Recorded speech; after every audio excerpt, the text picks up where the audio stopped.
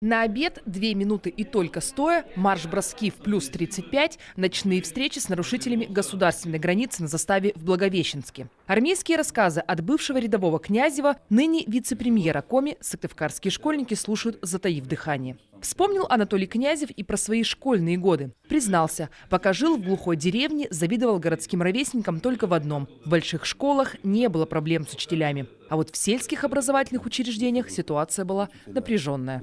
Хотя был там принцип другой, направляли, обязывали каждого, чтобы отрабатывали свой диплом, но не хватало все равно учителей. По-немецкому учил педагог, который в свое время был в плену. Научился разговаривать, читать на немецком языке.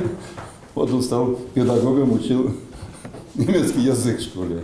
Еще в школе Анатолий Князев начал готовиться к армии. И всегда мечтал о службе именно на границе. Со своими сослуживцами до сих пор поддерживает связь. Уверяет, нет ничего крепче пограничного братства. Закалка серьезная была.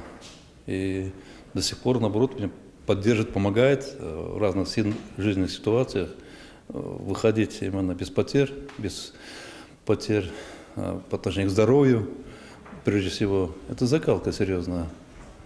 И ты не ломаешься. После того, как проходишь службу на границе, ты уже совсем другой человек. Для вице-премьера Коми это первый педагогический опыт. Общий язык со школьниками он нашел быстро. Успел даже проверить знания географии и математики. Кроме Анатолия Князева, участниками большого образовательного марафона от регионального совета отцов стали десятки известных людей республики.